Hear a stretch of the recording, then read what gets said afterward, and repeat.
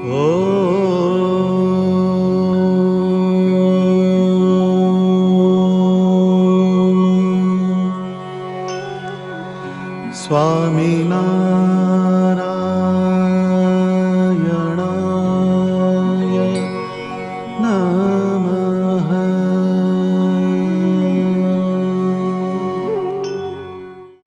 કાચે પોચે જીવ સે તૃષ્ણા તજી ના જાગ. કાચે પોચે જીવ સે તૃષ્ણા તજી ના જાત. મુક્ત કહે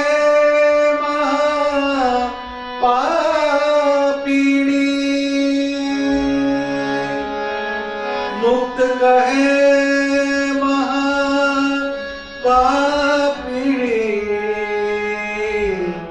તૃષ્ણા સબ કો ખાત. તૃષ્ણા સબ કો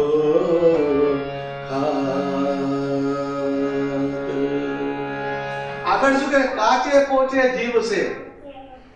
કાચે પોચે જીવ સે તૃષ્ણા તજી ન જાત. મુક્ત કહે મહાપાપીણી તૃષ્ણા સબકો ખા. પણ કે તૃષ્ણા જે છોડવાની છે એ કાચા પોચા જીવથી છૂટતી નથી. અત્યારે લશ્કરમાં કોણ જોડાય?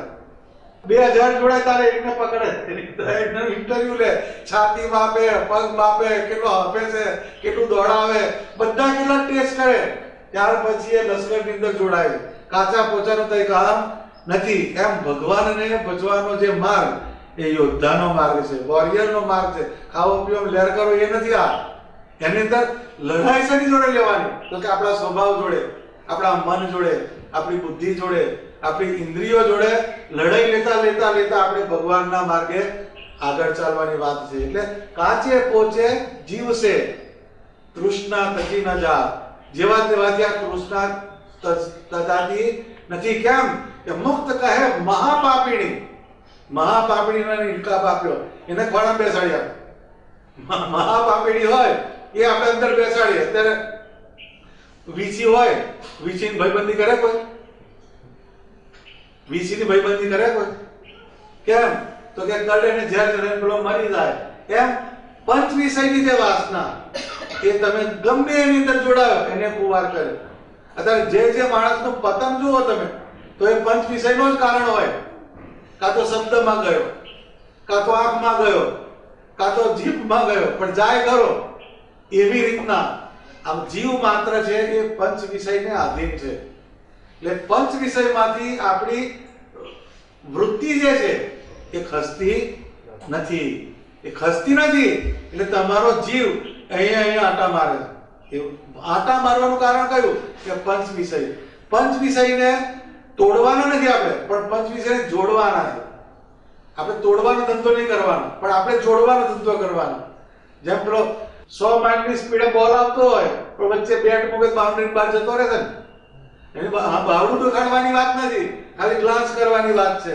એવી રીતના વૃત્તિઓ જે છે એના વેગ છે એને આપણે જોડવાની ક્યાં આગળ? તો કે પરમાત્માના આકારની અંદર.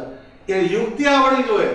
1000 રૂપિયાનું બંડલ હોય એમાં વાસના થાય, પણ કાગડિયામાં વાસના થાય થતી નથી ને? તો 1000 રૂપિયાની વાસના કરવી હારી, કાગડિયામાં કરવી હારી. એમ કાગળની જગ્યાએ જગત છે ને 1000 રૂપિયાની નોટના બંડલની જગ્યાએ પરમાત્માનું સ્વરૂપ છે. જ્યારે વાસનાની ચોઈસ આવે તો હારી પરત કરવી જોઈએ ને.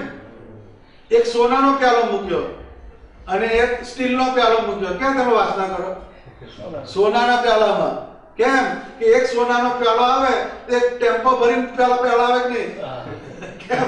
એક જ પ્યાલો 1000 આગ્યા છે. એમ વાસના જ કરવી હોય તો પરમાત્માના સ્વરૂપની વાસના કરવાની.